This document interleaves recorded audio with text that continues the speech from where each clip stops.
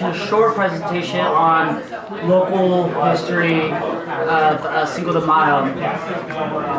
Here's my flyer. I'm so grateful. It's so fun. It's a great event because no one got hurt. Next slide. I just want to say huge special thanks. A little bit myself. I'm a writer, filmmaker, community historian. Founded Chicano Culture SB 2014. One of my famous quotes I'd like to live by is, if you know where you came from, you'll know where you'll be going. So everyone here, just know that everyone here should be proud of their heritage, be proud of their ancestors, because if you know where you came from, you know where you'll be going. But the more you know, if you know about your heritage, you know more about yourself. So when it comes to human development, it empowers you to know your heritage. And I've been published in LA Times, written for the Santa Barbara Independent, and also did a spread for Santa Barbara Magazine. So my biggest lesson for y'all is Cinco de Mayo is not Mexican Independence Day. Okay, if y'all learned anything today, just know it's not Mexican Independence Day. So when it comes to like the spirit of Cinco de Mayo, it really goes back to the Mexican independence, which went from 1810 to 1821 with the Grito of Hidalgo, the yell of Hidalgo, and it started in 1810 and ended September 27. Here's a mural done by what's his name? Jose Clemente Orozco, one of those three greats, as I mentioned, Siqueiros, Rivera, and Orozco. Those are the three greats. In Spanish, los tres grandes. So when it comes to banners is a really big thing when it comes to leading battles, wars. You see it in Europe when it comes to bannerman, the flag on top of your castle. So when it comes to the Mexican independence, one of our banners was the Virgen de Guadalupe, and they were just chanting that. Like when it comes to that day of the Grito Hidalgo, they just had banners. And when it comes to what makes the Virgin Mary, or in this case the Mexican Virgin Mary, different to the Irish Virgin Mary, the Puerto Rican Virgin Mary, the Roman Catholic Virgin Mary, you'll notice that they're all depicted differently. You'll see her depicted in like a white robe and a blue cloth, and especially when you go to Europe, you just seriously you see her depicted differently with different folklore stories. So when it comes to the question, why does the Virgin Mary look so different? Why is she depicted so differently? Well, I got something to tell y'all. Long live Coatique, Tonantzin. So when it comes to being Mexican, there's this term called mestizo. Mestizo is half indigenous, half European.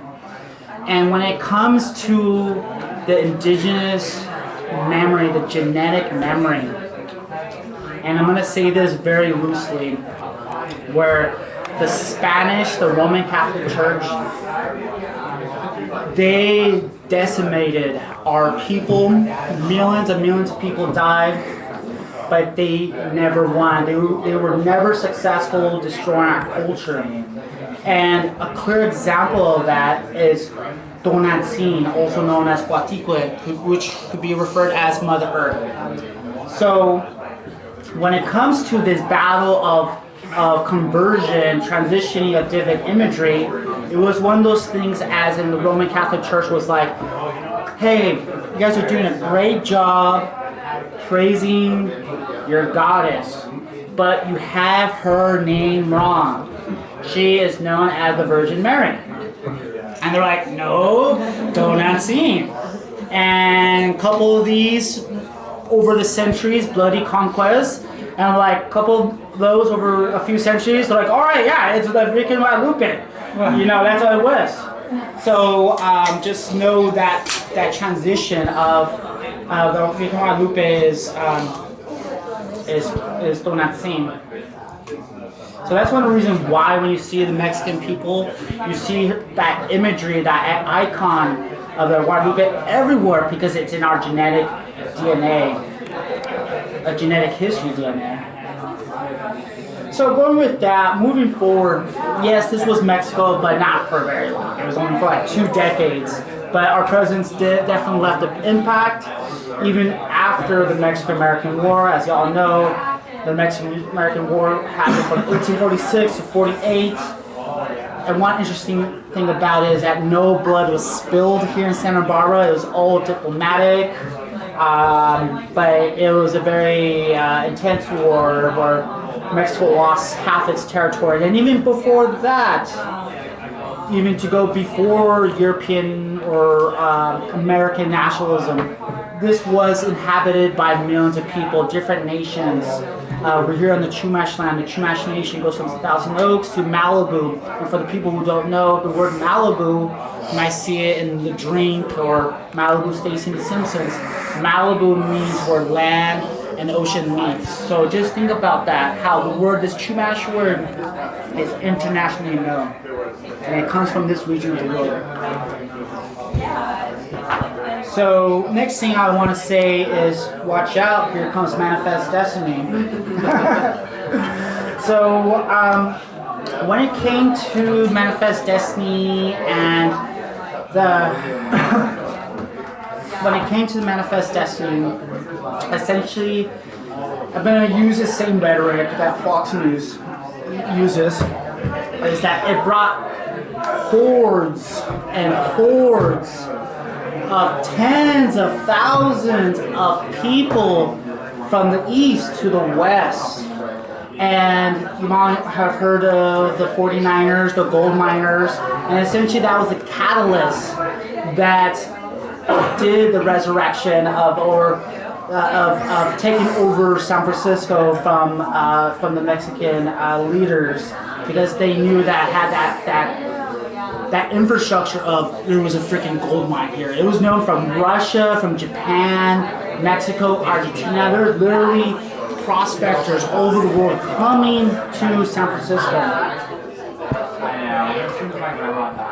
Next thing is, when it comes to the creation of the Republic of California, it was done not only in English but also in Spanish, because the Treaty of Guadalupe after the Mexican-American War had all these promises, where one of the promises was, hey, if you're born on this land, you went to the King of the United States, you are American. You're entitled to your rights, to your land, and then also to your cultural customs. And there was a time for at least like 2 decades where, like 1850 to like the 1870s, California was truly a bilingual state.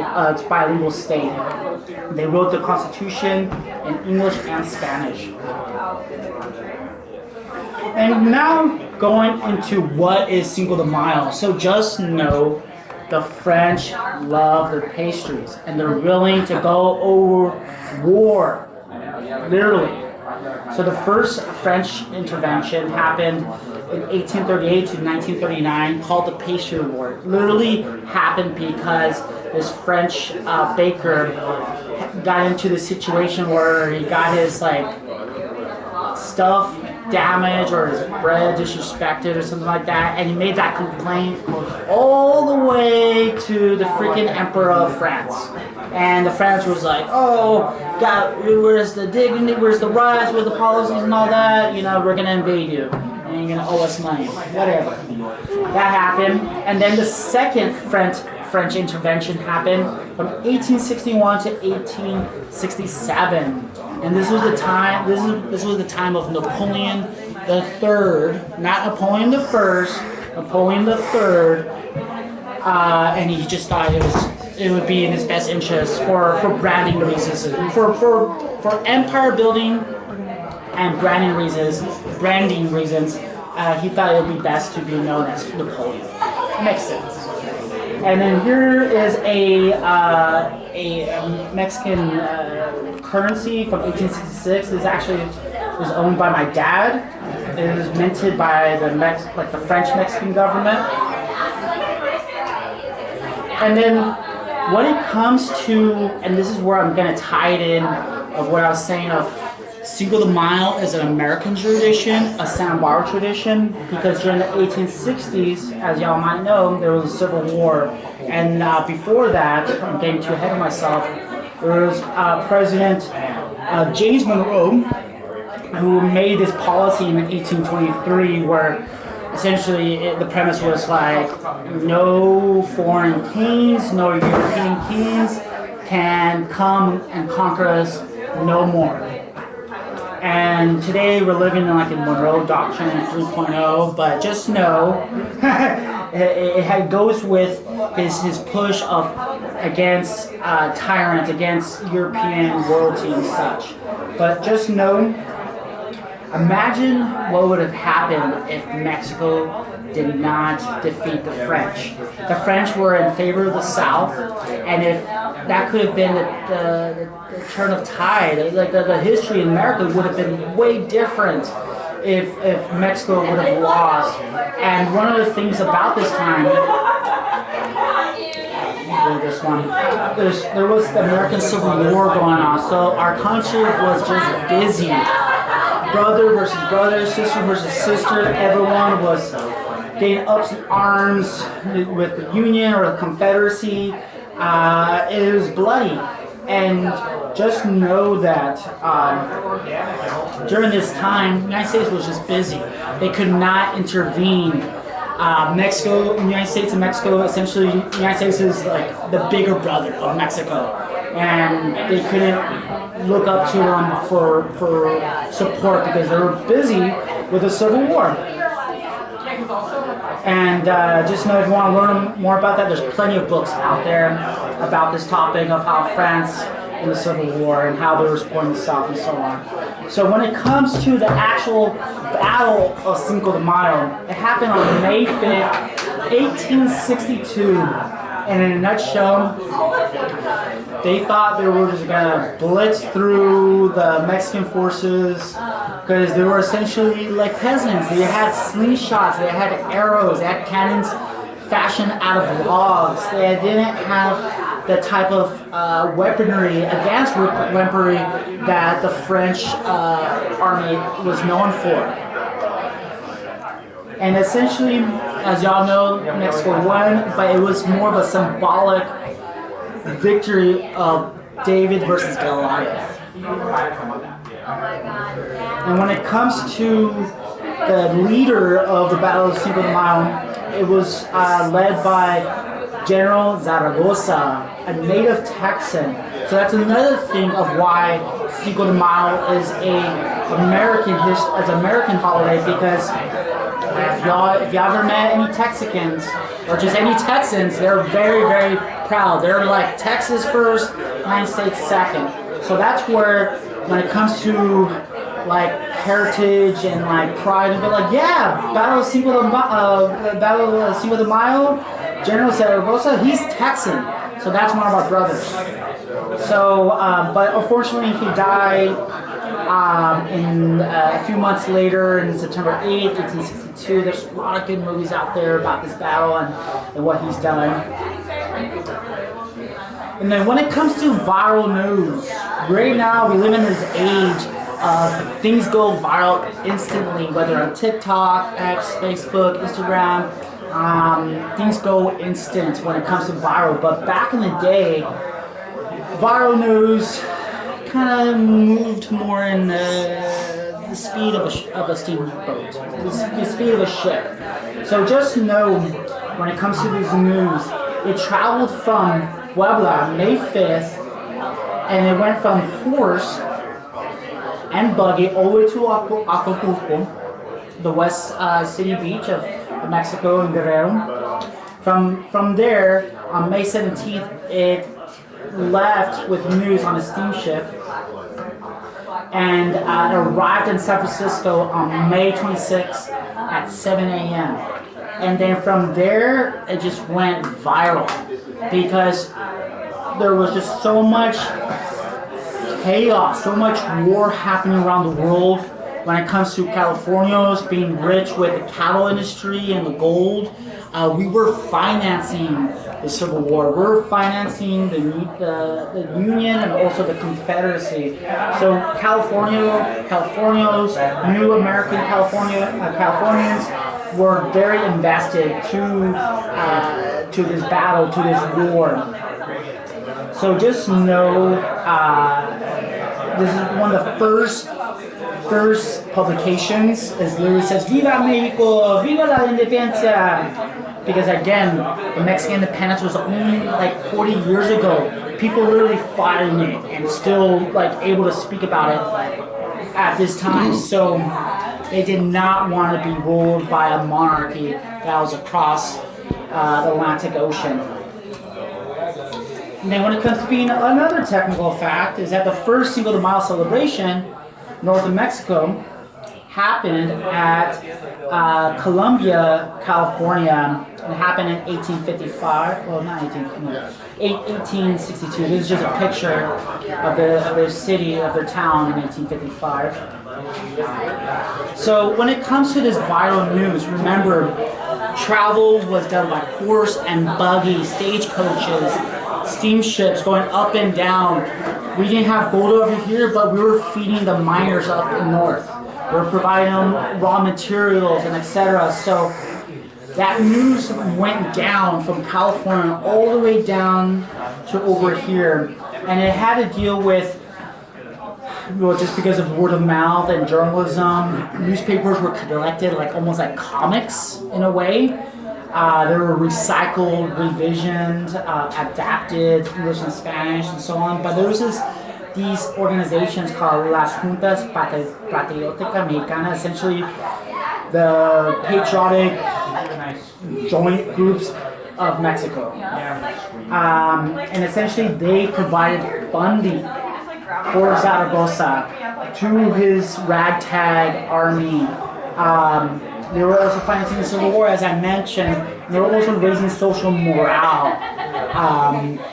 And these were the organizations that did the celebrations. And Santa Barbara had their own group as well, which was established in 1873. So unfortunately, I do not have any direct evidence, but it is safe to speculate that Santa Barbara has been celebrating Cinco de Mayo at least since 1873. So that's over 100 years, maybe 150 years now. 150 years. And yes, next one. And then another thing I want you all to know about is essentially Cinco de Mayo is an American Civil War holiday created by Latino leadership in the United States. And this is a quote by David E. Bautista, who I got a majority of this information and source from. So right there is a quick overview. Highly recommend his book. But when it comes to connecting it to Santa Barbara, and now we're transitioning to the localness, just know before that, I remember when I was at the Arlington Theater and how like in the 1940s there was this push of, not necessarily propaganda, but a push of Mexican nationalism. And essentially when you see imagery like this, it was all created from that era. And here's the mural that I brought y'all, the plaque. Here's a student who created it, junior high student in 1975. Another picture of them, young teenagers. So when it comes to that mural, it was a location of pride. This is where people brought their lowriders and posted up and took photos. Like today, we love taking selfies, taking photos at events and so on. Well, it was the same thing. And well, back in the day, having a camera was a little bit more exclusive, a little bit more expensive, but when you did get one, you made the photo count. And here's some photos of yearbooks of students taking photos in front of the mural. When it comes to Lowrider magazine is a internationally known magazine that was started in San Jose, and in the first volume, Santa Barbara was featured in Lowrider magazine. And here's a spread. One of our nicknames of Santa Barbara is Santa Bruta, Bruta meaning brute, and it kind of goes with the evolution because Barbara is associated to barbarian, so barbarian, Barbara, brute, so kind of goes in the same theme. And here's some lowriders, Styles Unlimited, they're still around today. And then when it comes to the history of the mural, it was created in 1975, time happens, people disrespect it, graffiti it, becomes blight, and it gets restored. And it gets restored by Metro students from City College and Manon Zueta in the 90s. And another thing too, I wasn't able to show this, but if you go to Ortega Park, you're gonna see this title like Chicano Power. And the thing about Ortega Park is that they did dozens of celebrations of Cinco de Mayo there, so that's why I wanted to include that, because the spirit of Cinco de Mayo is very strong there. And then when it comes to Santa Barbara, really investing money of like, yeah, we'll fund your parade, yeah, we'll get the streets closed.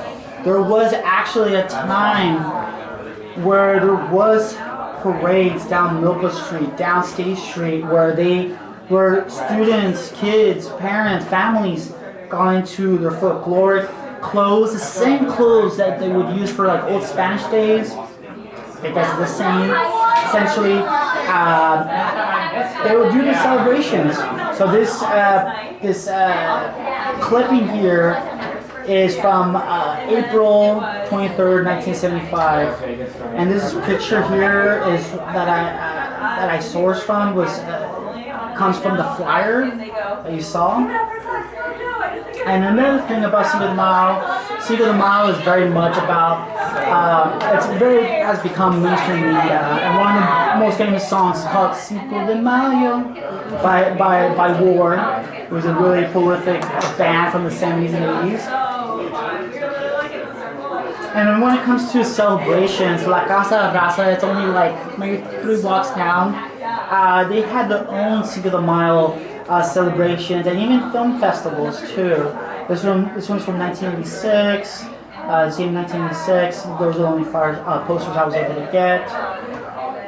And then when it comes to today mainstream media, like I said, again, Cinco de Mayo is an American holiday, so it is a part of American identity.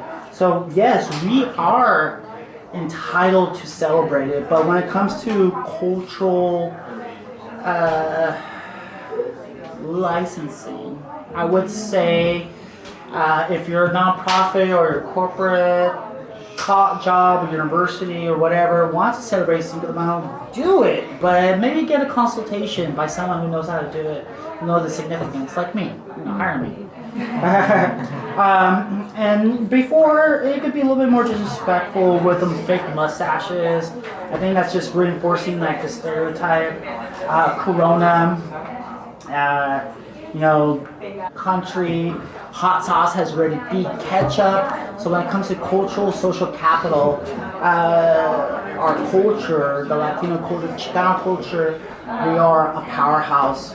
And then just a little evolution, it's known as Cinco de Mayo, and in the 80s, 90s, 2000s, it was known as Cinco de Jingo, another reason to get drunk, fine. It's been compared to like St. Patrick's Day, that's fine. And then today, for marketing purposes, they just call it Cinco.